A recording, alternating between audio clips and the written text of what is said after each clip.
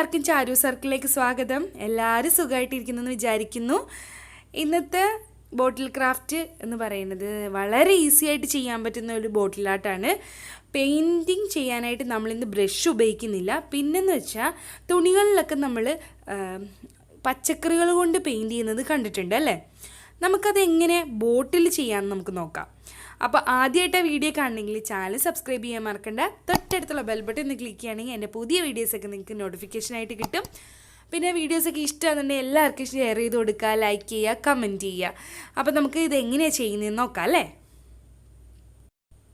അപ്പം ഞാനിവിടെ കുപ്പി എടുത്തിട്ടുണ്ട്. ഒരു റെക്റ്റാങ്കിൾ ഷേപ്പിലൊരു കുപ്പിയാണ് എടുത്തിരിക്കുന്നത്.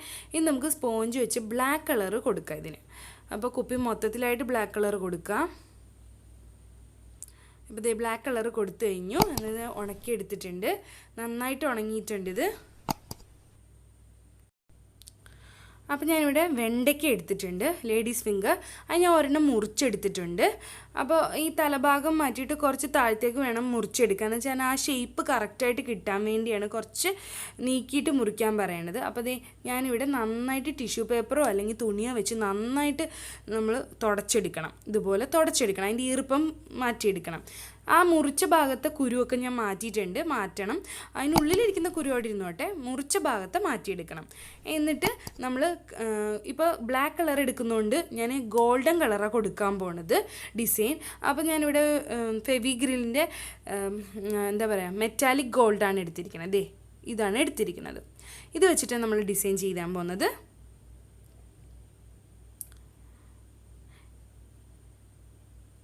ഇനിയിപ്പോൾ അതിലേക്ക് വെണ്ടയ്ക്ക ഡിപ്പ് ചെയ്തതിന് ശേഷം കണ്ടോ ഇതുപോലെ ആ ഷേപ്പിൽ ഡിപ്പ് ചെയ്യണം. എന്നിട്ട് ആ പേപ്പറിലോട്ട് ഞാൻ കൊടുക്കുന്നതിൻ്റെ കാരണം എയർ ബബിളൊക്കെ ഉണ്ടെങ്കിൽ ഒന്ന് പോകാൻ വേണ്ടിയാണ്. എന്നിട്ട് ബോട്ടിലോട്ട് ചെയ്യുന്നതായിരിക്കും നല്ലത്. കണ്ടോ ഇതിൻ്റെ കറക്റ്റ് ഡിസൈനൊക്കെ കറക്റ്റ് ആണോ എന്നും പിന്നെ എയർ ബബിളൊക്കെ ഒന്ന് മാറ്റാൻ വേണ്ടിയാണ് നമ്മൾ ആ പേപ്പറിലോട്ട് ഒന്ന് ടച്ച് ചെയ്തതിന് ശേഷം മാത്രം ബോട്ടിലോട്ട് കൊടുക്കുന്നതായിരിക്കും നല്ലത്. അപ്പോൾ ദേ ഞാൻ ബോട്ടിലോട്ട് കൊടുക്കാൻ പോവാണ്. ഇനിയിപ്പോൾ നമുക്ക് ബോട്ടിലോട്ട് കൊടുക്കാം. എയർ ബബിൾ ഒന്നുമില്ല. എയർ ബബിൾ ഉണ്ടെങ്കിൽ തന്നെ പേപ്പറിൽ ടച്ച് ചെയ്യണമെന്ന് തന്നെ ഇല്ല. നമുക്കൊന്ന് ഊതി കൊടുത്തു കഴിഞ്ഞാലും പോയി കിട്ടും. കണ്ടോ ഇതുപോലെ നമുക്ക് ഈ ഡിസൈനാണ് വേണ്ടത്. അപ്പോൾ അതിനായിട്ട് ഞാൻ അരികത്തായിട്ട് ഓരോന്നുമായിട്ട് നമുക്കിങ്ങനെ കൊടുക്കാം. നന്നായിട്ട് പ്രസ് ചെയ്യണം, എന്നാലേ ആ ഡിസൈൻ അവിടെ പതിയുള്ളൂ. തുണിയിൽ എങ്ങനെയാണോ ചെയ്യുന്നത് അതുപോലെ തന്നെയാണ് ബോട്ടിലും ചെയ്യണേ. പക്ഷേ ബോട്ടിലെന്ന് വെച്ചാൽ ഈ ഒരു വളവൊക്കെ ഉണ്ടല്ലോ, അതായത് ഈ ആ വളവ് ഭാഗത്തൊക്കെ നമ്മൾ നന്നായിട്ട് ടച്ച് ചെയ്ത് കൊടുത്താൽ മാത്രമേ അവിടെ ആ ഒരു പതിയുള്ളൂ. നമ്മൾ തുണി പോലെയല്ല ബോട്ടിൽ. അപ്പോൾ അതൊന്ന് ശ്രദ്ധിക്കണം നമ്മൾ. അപ്പം ചുറ്റിനും നമുക്ക് കൊടുക്കുകയാണ്. കണ്ടോ ഈ ഒരു ഭാഗത്തായിട്ടൊക്കെ കൊടുക്കുമ്പോൾ നന്നായിട്ട് പ്രസ് ചെയ്ത് കൊടുക്കണം. നമ്മൾ മുകളിലേക്ക് കൊടുക്കുകയാണ്. ഇപ്പോൾ ഇതേ മൊത്തത്തിൽ കൊടുത്തു കഴിഞ്ഞു. ഇനി നമുക്ക് ഈ കഴുത്ത് ഭാഗമില്ല ആ ഭാഗത്തൊക്കെ കൊടുത്തു കഴിഞ്ഞു. ഇനി നമുക്ക് വേണ്ടത് ഒരു ത്രെഡ് വെച്ചിട്ട് നമ്മൾ മുകൾ ഭാഗം ഒന്ന് ചുറ്റി കൊടുക്കണം. കുറച്ച് ഭാഗം അത് ചുറ്റി കൊടുക്കുക. അത് വൂളൻ ത്രെഡ് എടുക്കുക അല്ലെങ്കിൽ വൈറ്റ് ത്രെഡ് ഏതെങ്കിലും ഒന്ന് എടുക്കാം. എന്നിട്ട് ചുറ്റി കൊടുത്തു. എന്നിട്ട് കുറച്ച് ഭാഗം ഈ ഭാഗമുണ്ട്, കഴുത്തിൻ്റെ ഭാഗം കൊടുക്കാനുണ്ട്. അപ്പോൾ അതും കൂടി ഒന്ന് കൊടുക്കാം. നമുക്ക് ഇതുപോലെ കൊടുക്കാം. ഇപ്പോൾ റൗണ്ടായിട്ട് ഇരിക്കുന്നതുകൊണ്ട് കുറച്ച് ബുദ്ധിമുട്ടാണ്, എന്നാലും അത് പ്രസ് ചെയ്ത് കൊടുത്താൽ മതി. ഇപ്പം നമ്മൾ റെഡി ആയിട്ടുണ്ട്. കണ്ടോ നന്നായിട്ട് ഉണക്കിയെടുക്കണം. വാർണിഷ് അപ്ലൈ ചെയ്യാവുന്നേ ഉള്ളൂ. അപ്പോൾ അത് കഴിഞ്ഞു. ഇനി വേണ്ടത് ഞാൻ ഒരു ബോട്ടിലും കൂടെ കാണിച്ചു തരാം. ഇനി ഒരു ബോട്ടിൽ എടുത്തിട്ടുണ്ട്. അത് നമ്മൾ വൈറ്റ് കളറാണ് കൊടുക്കാൻ പോണത്. വൈറ്റ് കളർ കൊടുക്കുകയാണ്. ഒരു 2 കോട്ടിങ്ങിന് വൈറ്റ് കളർ കൊടുക്കണം. ഇപ്പോൾ വൈറ്റ് കളർ ഉണങ്ങി കിട്ടിയിട്ടുണ്ട്. ഇനി നമുക്ക് വേണ്ടത് കുറച്ച് കളേഴ്സാണ്. കളേഴ്സ് വെണ്ടയ്ക്ക തന്നെയാണ് എടുത്തിരിക്കുന്നത്. അത് നേരത്തെ പറഞ്ഞതുപോലെ തന്നെ കട്ട് ചെയ്തതിന് ശേഷം അതിൻ്റെ ആ കട്ട് ചെയ്ത ഭാഗത്തെ കുരുവൊക്കെ മാറ്റിയതിന് ശേഷം ടിഷ്യൂയോ അല്ലെങ്കിൽ തുണിയോ വെച്ചിട്ട് നമുക്ക് നന്നായി തുടച്ചെടുക്കണം. അതിൻ്റെ ഈർപ്പം കളഞ്ഞതിന് ശേഷം ഇപ്പോൾ ഞാനൊരു 4 കളർ എടുത്തിട്ടുണ്ട്. യെല്ലോ, ഗ്രീൻ, ബ്ലൂ, റെഡ് എടുത്തിട്ടുണ്ട്. ഇതുപോലെ എടുത്ത് ഡിപ്പ് ചെയ്യുക, എയർ ഊതിക്കളയുക. എന്നിട്ട് നന്നായിട്ട് പ്രസ് ചെയ്ത് കൊടുക്കുക. കണ്ടോ ഇതുപോലെ ആക്കിയെടുക്കണം. കാണാൻ നല്ല ഭംഗിയല്ലേ? മഞ്ഞ കളർ ഒരു പ്രത്യേക ഭംഗിയാണ്. അപ്പോൾ അത് നമുക്ക് കുറച്ചൊക്കെ കൊടുക്കാം.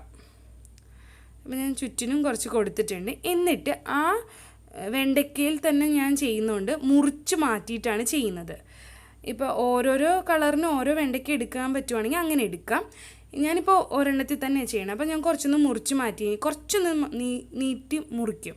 എന്നിട്ട് ആ കുരു ഒന്ന് അവിടുത്തെ ആ ഭാഗത്തെ കുരു കളഞ്ഞതിന് ശേഷം കണ്ടോ ഇതുപോലെ കുരു കളഞ്ഞതിന് ശേഷം നന്നായിട്ട് ടിഷ്യൂ പേപ്പറിലൊന്ന് തുടച്ചെടുക്കുകയാണ് ചെയ്യുന്നത്.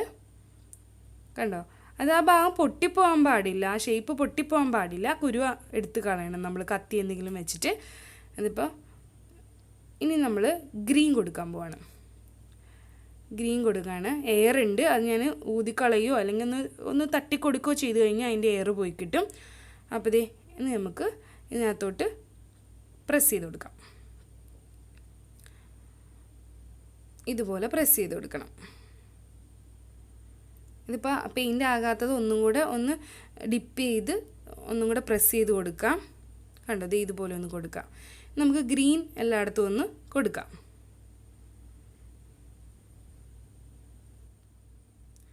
ഇനി ഞാൻ ആ വെണ്ടയ്ക്ക ഒന്നും കൂടെ കട്ട് ചെയ്ത് കുരു കളഞ്ഞ് വീണ്ടും ഞാൻ അടുത്ത കളർ മുക്കാൻ വേണ്ടി കട്ട് ചെയ്ത് മാറ്റിയിട്ടുണ്ട്. എന്നിട്ട് ഞാൻ റെഡ് കൊടുക്കാൻ പോവാണ്. റെഡ് എടുത്തു. പേരൊക്കെയുള്ളത് കളയുക. അപ്പം നമുക്ക് റെഡ് കൊടുക്കാം. നമ്മുടെ ഇഷ്ടം അനുസരിച്ച് എന്തോരം വേണമെങ്കിലും അത് പ്രസ് ചെയ്ത് കൊടുക്കാം. ദേ ഇതുപോലെ കണ്ടോ. ഇപ്പം തന്നെ കാണാൻ നല്ല ഭംഗിയാണ്. Red, green, yellow. നമുക്ക് എത്രത്തോളം കൊടുക്കാം അത്രത്തോളം കൊടുക്കാം. കുറച്ച് ഞാൻ കൊടുക്കുന്നുണ്ട് റെഡ്. പല സ്ഥലത്തായിട്ട് കൊടുക്കാം. അപ്പോൾ കാണാൻ ഭംഗിയായിരിക്കും. ഇത് വളരെ ഈസി ആയിട്ട് ചെയ്യാൻ പറ്റുന്ന ബോട്ടിലാട്ടാണ്. ബ്രഷ് വേണ്ട. ഇത് നമ്മൾ എന്തായാലും തുണിയിൽ ചെയ്യാറുണ്ട്. അത് തന്നെ നമ്മൾ ബോട്ടിൽ ചെയ്യുന്നതേ ഉള്ളൂ. ഒന്ന് ബോട്ടിൽ ചെയ്യുമ്പോൾ ഒന്ന് ശ്രദ്ധിക്കേണ്ടതെന്ന് വെച്ചാൽ തുണി പോലെയല്ല, ബോട്ടിൽ നന്നായി പ്രസ് ചെയ്ത് കൊടുക്കണം. പിന്നെ ആ വളവും തിരുവൊക്കെ ഉണ്ടെങ്കിൽ അത് നന്നായിട്ട് അവിടെയും പ്രസ് ചെയ്ത് കൊടുത്തിട്ട് വേണം ചെയ്യാൻ. ഇല്ലെങ്കിൽ ആ വളവിലൊന്നും നമുക്ക് കണ്ട കഴുത്തിൻ്റെ ഭാഗത്തൊന്നും നമുക്ക് അത്ര ഷേപ്പിൽ കിട്ടണമെന്നില്ല. അപ്പോൾ വീണ്ടും ഞാൻ അടുത്ത കളർ കൊടുക്കാൻ പോവാണ്. ബ്ലൂ കളർ ഇരിക്കട്ടെ. അപ്പോൾ എല്ലാ കളറും കൂടെ ആകുമ്പോൾ നല്ല ഭംഗിയായിരിക്കും. വൈറ്റിൽ ഇത്രയും കളറ്. അപ്പോൾ ഇനി ഞാൻ ബ്ലൂ എടുക്കാൻ പോവാണ്.